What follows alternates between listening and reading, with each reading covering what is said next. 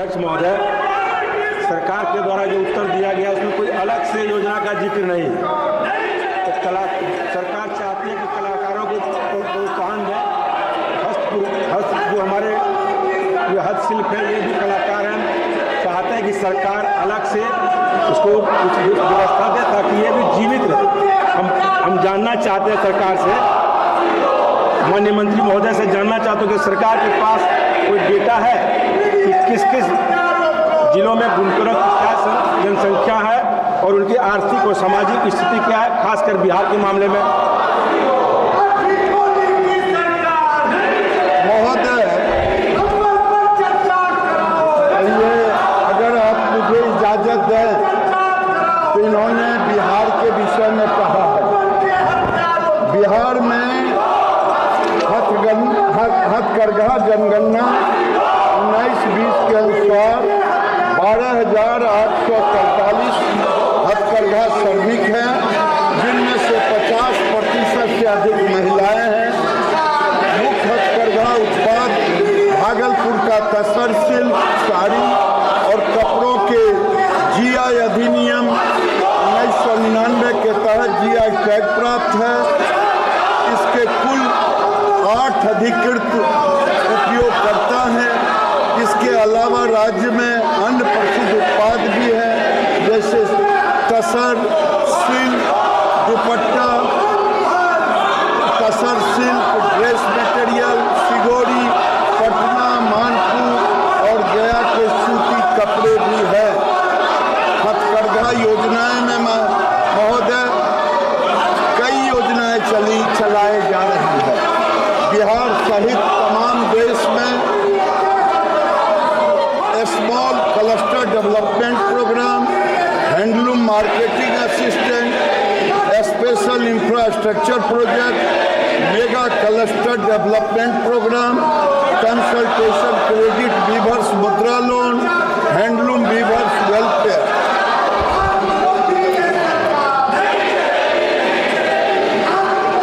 उद्योग बनाने का प्रस्ताव सदन में आया है, क्यों नहीं सरकार एक छाते के नीचे पूरी योजना को लाना चाहती है? क्या सरकार बुनकरों के लिए कोई सर्वेक्षण कराकर विशेष पैकेज देने का विचार रखती है? महोदय, सर्वेक्षण मुझे समझ में नहीं आ रहा। माननीय सदस्य, सर्वेक्षण हमारा होते रहता है। अभी देश के अंदर अगर आप लेंगे तो 35.22 लाख कारीगर हैं, 26.74 लाख बुनकर हैं, 8.48 लाख संबंधित पुरुष हैं। महिलाओं की संख्या भी लगभग 72% है। जेंडर की संख्या, ट्रांसजेंडर की संख्या 494 है। फुल टाइम वर्कर लगभग 17.89 लाख है। पार्ट टाइम वर्कर 17.33 लाख है। अनुसूचित जाति कामगारों की संख्या 4,84,184 है, 14%।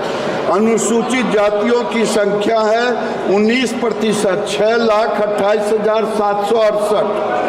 पिछड़ा वर्ग कामगारों की संख्या है 12,67,308, 33%। अन्य कामगारों की संख्या है 11,42,292%। महोदय, बुनकर आयोग बनाने का मैंने स्पष्ट जवाब दिया है कि कोई योजना नहीं है। उसका कारण है महोदय कि सरकार विभाग सारे काम वो कर रहे हैं बुनकर के संरक्षण के लिए, बुनकर के वित्तीय पोषण के लिए, बुनकर के जीवन यापन के लिए। और एक बार महोदय अखिल भारतीय हथकरघा बोर्ड बना था, वो एडवाइजरी के रूप में था, लेकिन वो एडवाइजरी बोर्ड भी महोदय 2 साल के लिए केवल बना था और उसके बाद ये 2020 में इसकी उपयोगिता नहीं साबित होने पर ये भी उसको हटा दिया गया। तो मैं समझता हूँ जब सरकार बुनकरों के लिए सारी चीजें कर रही है, चाहे उनके जीवन यापन, अपग्रेडेशन, शेड बनाने का काम, चाहे उनके अन्य चीज़ों का, उनके मार्केटिंग का, उनके डिजाइनिंग का, तो ऐसी स्थिति में महोदय मैं निवेदन करूंगा कि बुनकर आयोग के बदले सरकार को जब आपका जो भी सलाह होगा वो मानते रहेंगे।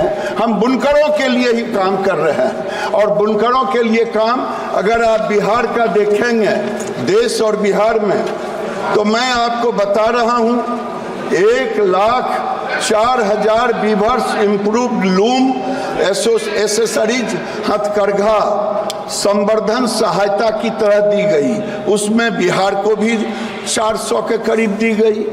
और अगर आप देखेंगे 86,445 हैंडलूम वर्कर्स को स्किल अपग्रेडेशन ट्रेनिंग दी गई, तो 2,382 हैंडलूम वर्कर्स को बिहार में भी दी गई ट्रेनिंग।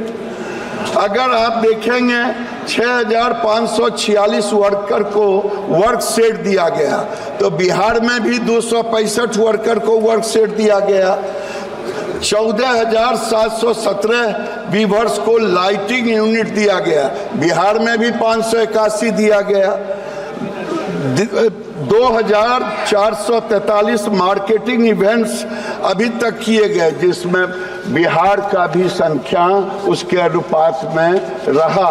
तो हर तरह से हम करते रहे महोदय, इसलिए इसकी जरूरत नहीं है। Shrimati D Punardeshwari. Thank you, Honorable Speaker, sir. Sir, we have about 4.3 million weavers in our country who face various issues and challenges like accessibility to loan, upgradation of design, access to markets, and so on and so forth.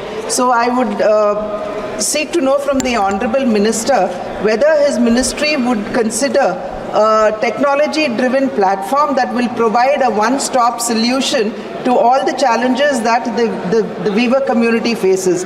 Alongside, I would also seek to know from the Honorable Minister how the proposed Rashtriya Bunkar Ayog would actually protect our traditional craftsmanship alongside enhancing the global competitiveness of our weavers. Thank you, sir. महोदय, बहुत अच्छा प्रश्न किया गया है। आज technology का ज़माना है, हम टेक्नोलॉजी से अछूत नहीं रह सकते और टेक्नोलॉजी के बगैर हम दुनिया से compete नहीं कर पाते। आज आने वाले समय में ग्रीन टेक्नोलॉजी की मांगें बढ़ रही है। आने वाले समय में भारत से ज़्यादा ग्रीन टेक्नोलॉजी हैंडलूम से कुछ नहीं हो सकता, तो हम उनको टेक्नोलॉजी दे रहे हैं, जकार्ड दे रहे हैं, उनको डिजाइन बनाने के लिए कंप्यूटर की व्यवस्था करा रहे हैं। हम एक प्लेटफार्म रखा है, तो मुझे लगता है मार्केटिंग में भी हमने रखा है, इलेक्ट्रॉनिक सारे चीज़ों की व्यवस्था हमने मार्केटिंग के साथ डिजाइनिंग में भी रखा है। हमने तो सदन की देखो कार्रवाई पूरी तरह से